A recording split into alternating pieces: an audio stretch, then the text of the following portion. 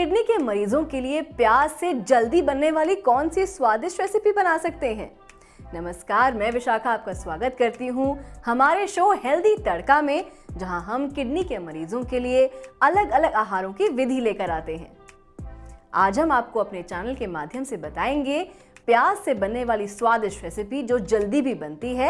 ये किडनी के मरीजों को खाने में अच्छी लगेगी। स्वादिष्ट इसलिए क्योंकि हमें यकीन है कि ये किडनी के मरीजों को जरूर पसंद आएगी।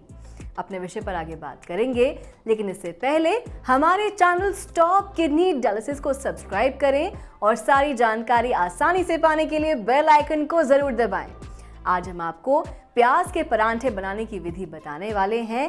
ये जल्दी भी बन जाएंगे और खाने में मजेदार भी होंगे।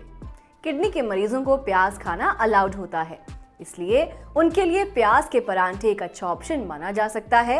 इसका सेवन सुबह के नाश्ते में किया जा सकता है या फिर शाम की चाय के साथ किया जा सकता है।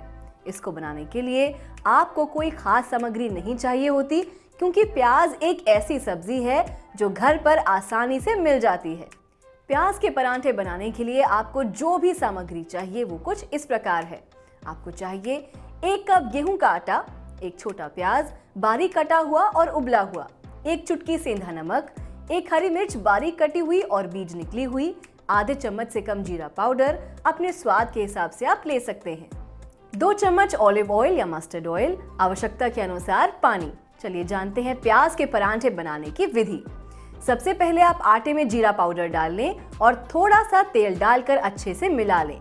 फिर आवश्यकता के अनुसार पानी मिलाकर आटा अच्छे से गूंद लें। आटा थोड़ा मुलायम ही गूंदना है। इसके बाद आटे को 5 मिनट के लिए ढक कर रख दें। तब तक आप प्याज का भरवा मसाला बना लें। अब बर्तन में प्याज लें और उसमें हरी मिर्च और नमक डालें।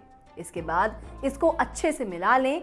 अब आप तवा धीमी आंच में गर्म करने के लिए रख दें। अब आप एक आटे की गोली बनाएं और उसमें प्याज वाला मसाला भर लें। गोली में सूखा आटा लगाकर उसको हल्के हाथों से बेल लें। इसके बाद आप तवे पर पराठा डाल दें और आंच धीमी ही रहने दें। इससे अंदर वाला प्याज भी पक जाएगा। अगर आप पराठे को तेज आंच में पकाते हैं तो इससे पराठा जल जाएगा और अंदर का मसाला नहीं पकेगा। अब आप इसमें थोड़ा सा तेल डालकर दोनों तरफ से पराठा अच्छे से सेक लें। जब पराठा सिक जाए तो इसको अलग निकाल कर रख लें। लीजिए, प्याज का पराठा तैयार है। किडनी के मरीज इसका सेवन ठंडा करके ही करें। साथ ही इसका सेवन कितनी मात्रा में करना है, इसके लिए डॉक्टर या डाइटिशियन से संपर्क करें। एक तो आप प्याज भर के बना सकते हैं और दूसरा आप प्याज को कद्दूकस करके उसको आटे के साथ गूंद लें। इस तरह भी आप प्याज के पराठे बना सकते हैं। तो जैसा आपको ठीक लगे आप प्याज के पराठे बना सकते हैं। इसका सेवन सीमित मात्रा में ही करना है, इस बात का खास ध्यान रखें। आज के लिए बस इतना ही। मैं फिर आऊंगी एक नई रेसिपी के साथ। अगर आप या आपका कोई अपना किडनी की समस्या से परेशान है तो इसके लिए आप तुरंत कर्मा आयुर्वेदा से संपर्क करें। अगर आप किडनी की समस्या से परेशान हैं तो डिस्क्रिप्शन में नीचे दिए गए गूगल फॉर्म में अपनी समस्या लिखकर हम तक पहुंचा सकते हैं।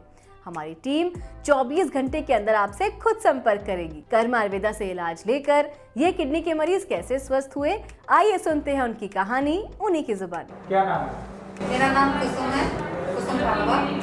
और मेरे को जनवरी में मेरे हाथ पैर सूज हुए थे, तो मैंने टेस्ट कराया। उसमें क्रिएटिनिन मेरा 3 कुछ आया और मैंने वहाँ पे एडमिट हुई 10 दिन के लिए पारस हॉस्पिटल में गुड़गांव में।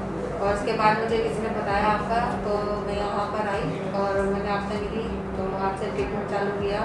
अब मेरा क्रिएटिनिन जो है 6.78 है। जब आप आए थे तब तो ये काफी बड़ा होगा, 8-9 के आसपास चला गया था। हाँ जी, 9-10 के पास पहुँच गया था। 10 के आसपास। हाँ जी। हाँ। धीरे धीरे फिर 9 पर आया, 9 से 8 हुआ, 8 से अब 6.78 है। 10 से क्रिएटिनिन 6 हुआ है इनका, और डायलिसिस इनका चल रहा था। डायलिसिस की जरूरत इनको नहीं पड़ी। आप किसी भी वक्त हमें कॉल करके हमसे संपर्क कर सकते हैं और एक्सपर्ट्स की राय ले सकते हैं। अगर आपको हमारी वीडियो पसंद आई तो इसको लाइक करें, साथ ही इसको शेयर करना ना भूलें। वीडियो से जुड़ा कोई भी सवाल या सजेशन हो तो कमेंट बॉक्स में लिखकर हमें जरूर बताएं।